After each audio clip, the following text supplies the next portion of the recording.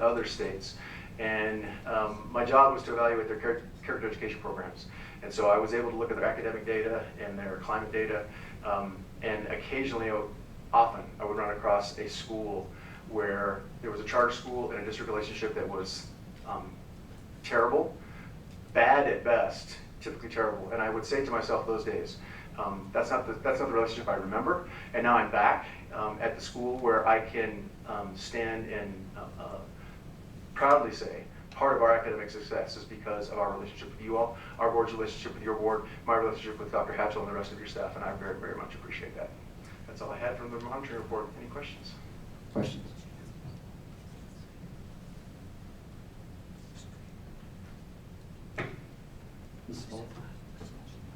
I don't really have a question, but just, you know, to echo what you said, I appreciate the relationship we have, and absolutely when we go to national school board members, all they talk about is how much they hate charter schools because they're a thorn in their side. And I always think, you know, I don't have any context for that. I don't know what you guys are talking about, you know, because we obviously have one of the best charter schools in the nation right in our district, and so I appreciate the great things you guys are doing.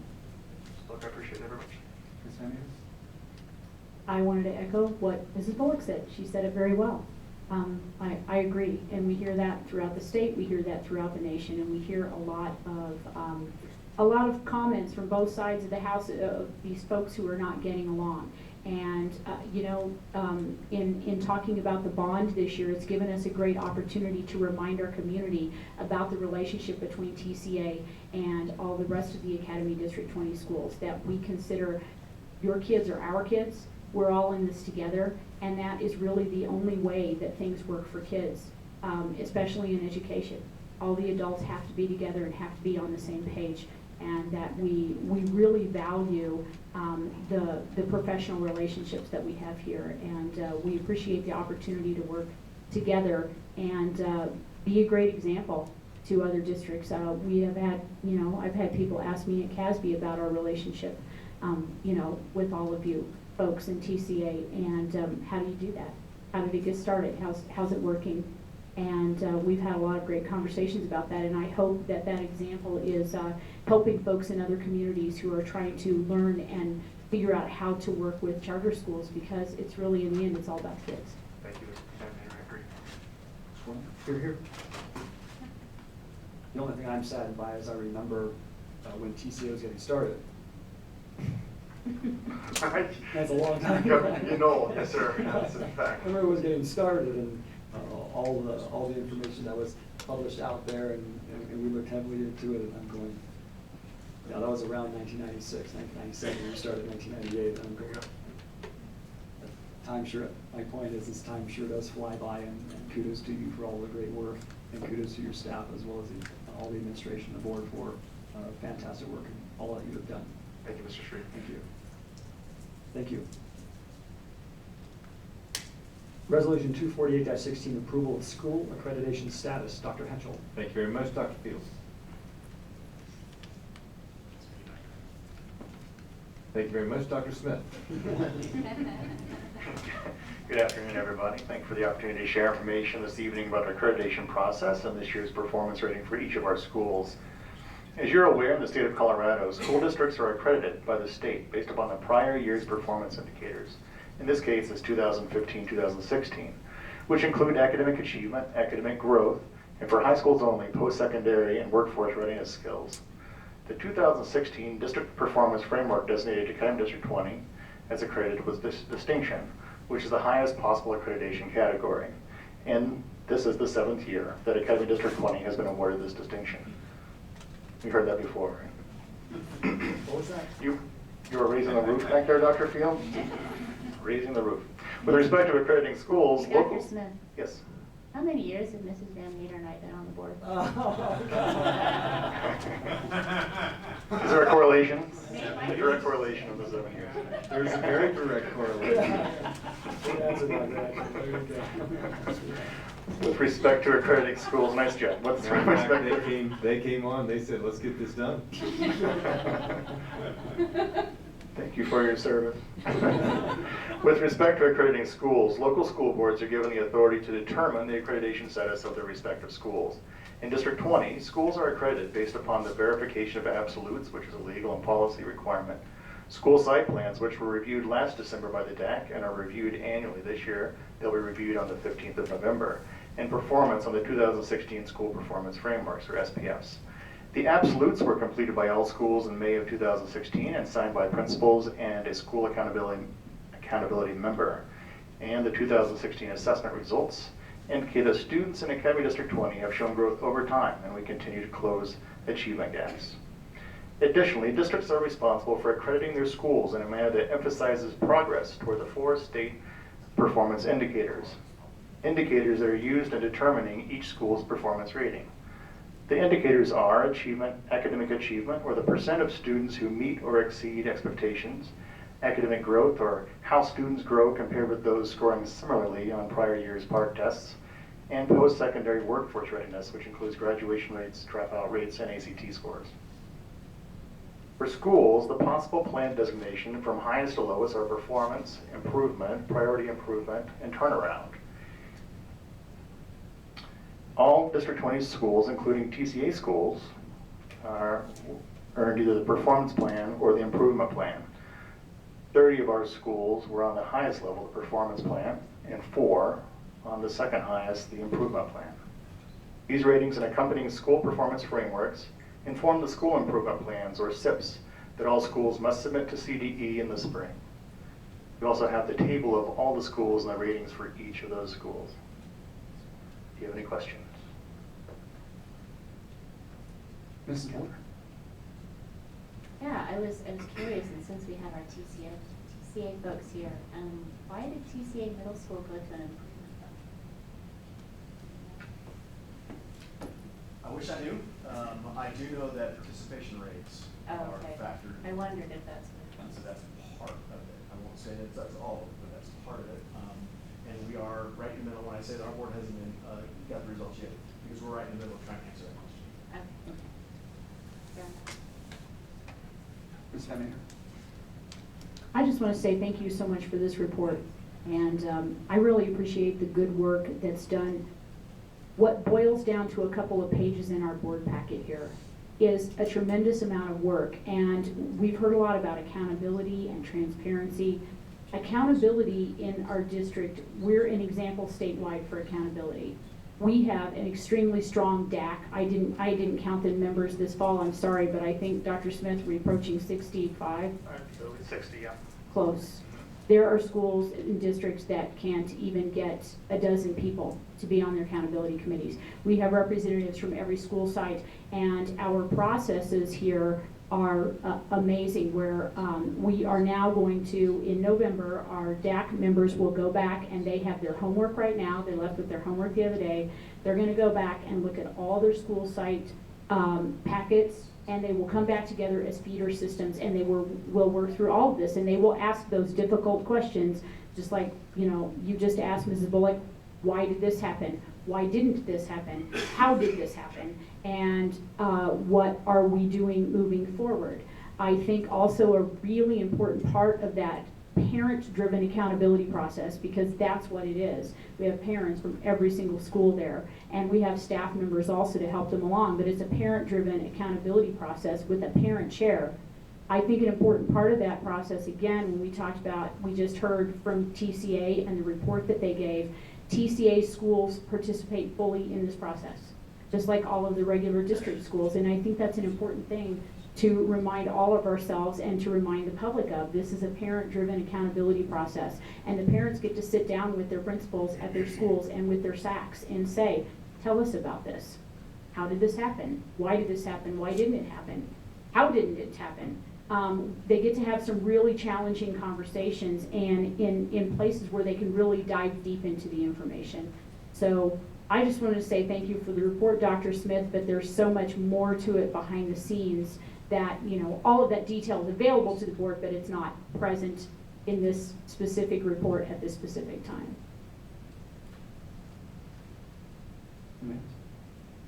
Thank you. Thank you. Monthly financial report through September 2016. Dr. Hatchell. Thank you very much. Mr. Gregory. Good evening, thank you. This is the monthly financial report. Goes through September. And if you do the quick math, that's 25% of the school year complete. Quickly, with regard to both revenue and expenditure, we are tracking slightly ahead of last year on the revenue side. And when I say tracking slightly ahead, that means that we're through September, 15.7% of the budgeted revenue has been collected or received. If you compare that to last year, it's a little over 2% ahead. So when I say slightly, that's a little squishy. 2% when we get to these numbers, something that I start looking into. Essentially, through 3 months of the year, the main source of revenue is state equalization, money that comes in from the state to backfill us. We get that, remember, at 1/12 of the total amount per month. And it's compared against what's in the budget. That's really the driver of this number, is not the numerator of the calculation, it's the denominator of the calculation.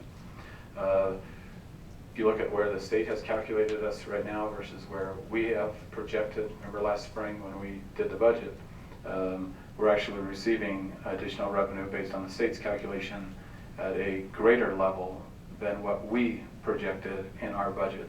So when you collect when you divide what we've actually collected as a percentage of our budgeted revenue this year, that's a higher percentage than it was last year. And I wouldn't say that it was purposely conservative. It's a factor of trying to guess in March what the legislature is going to do eventually in May, and then play that out. And again, as you know, we get to adjust that in January to reflect the more knowledge we have, of course, at that time. So that explains that piece. Expenditures are pretty much on track with prior years. 25% of the year is complete. And again, actual expenditures compared to budget is 28.5%. And I'll take this opportunity just to remind you of why that is. If we're 25% of the year complete, why would our expenditures be 28% of budgeted expenditures? It seems like it would be pretty much a match at 25. If you remember when I present the first monthly financial of every fiscal year, there's one thing that happens in July that causes that to happen. We make transfers to other funds out of the general fund.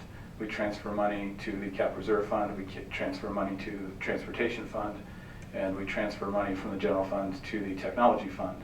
Those are done the whole year's worth at once, not 1/12 per month. So they're front loaded. That's like an expenditure to the general fund. So that's why it grows. And as the year goes out, if you look historically, as we grow through the year, month by month, that tightens up closer and closer to the actual month we're in, because salaries drive it so much. So that's the second point. And then lastly, I'd end, this is the first quarter of the month now, or the first quarter of the year is now complete. And quarterly, we are to give you projections of ending year fund balances. And if you look on page 4, you can see, I'm not going to spend much time on this because we are only a quarter of the year complete. So making a projection about what's going to be remaining on June 30th is a little sketchy at this time. But at this point, we project June 30, 2017 to show an increase of approximately $480,000 in fund balance, which means we expect the difference between revenue and expenditure to be $480,000 on 200+ million. So in all intents and purposes, that's not a significant change. And as we always know from prior years, the next time you get the report after the December monthly financial, that will change. And it will change again after 3/4 of the way through the year. So with that, I would be happy to take any questions. Mrs. Bullock?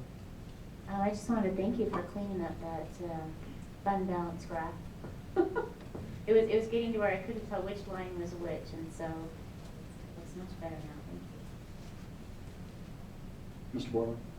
I just want to go on record as saying that overly conservative is perfectly okay.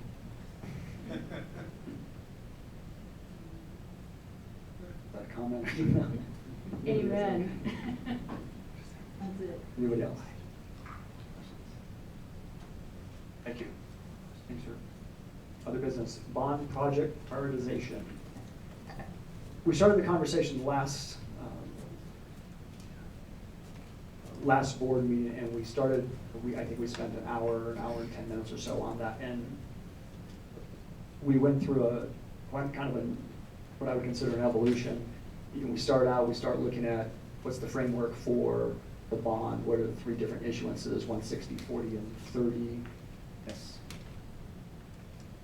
Should we have a break or no? Was it quick? Usually have a break at 7. Okay, well. No? We can take a break. Let's take a quick break. Okay. Sorry. Sorry. If you're asking for a break, they probably need you to want a break. Well, you said an hour and a half. Yeah. I was just thinking like this.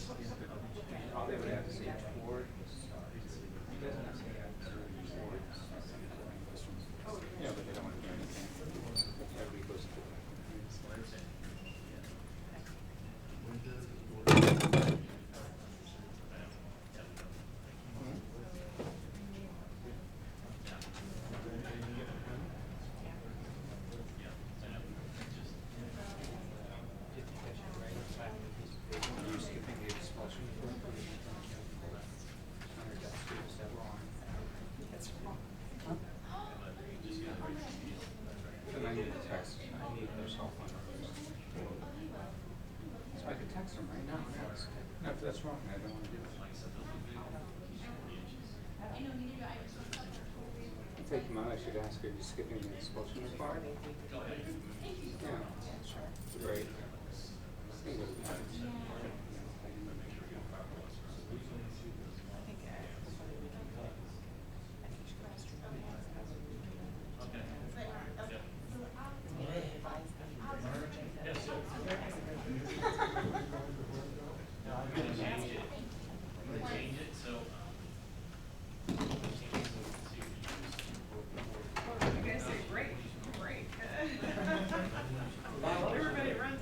Don't be half stepping.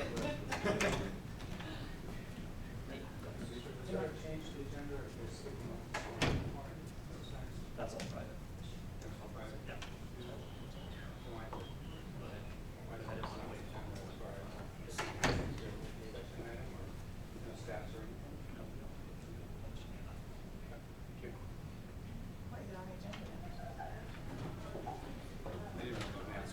They just don't say anything about the expulsion report.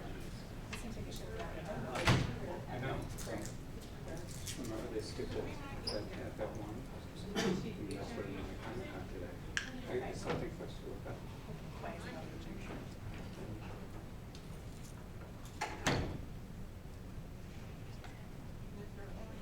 They don't cover it.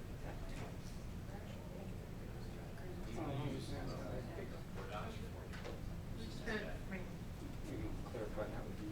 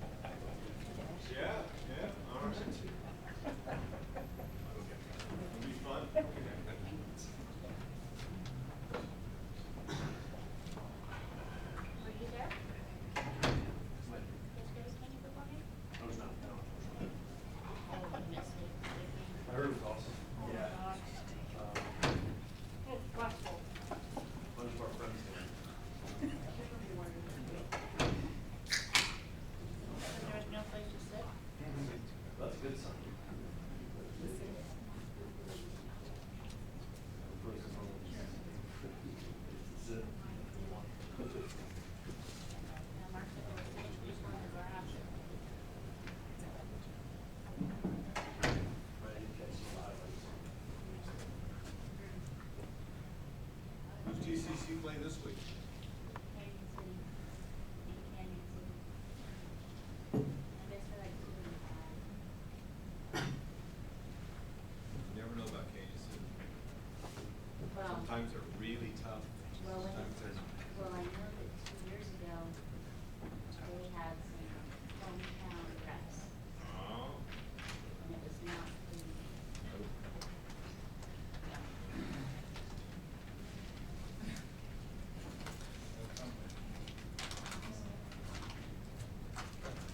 Mark, did you see the LP players?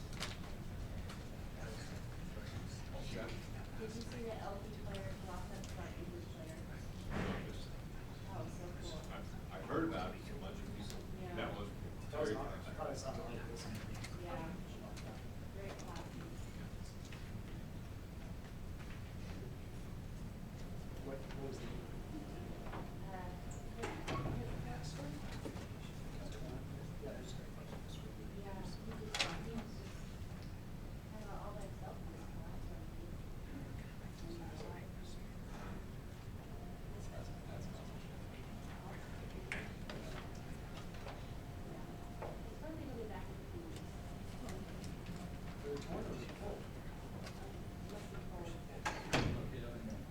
I'm good. Thank you, sir.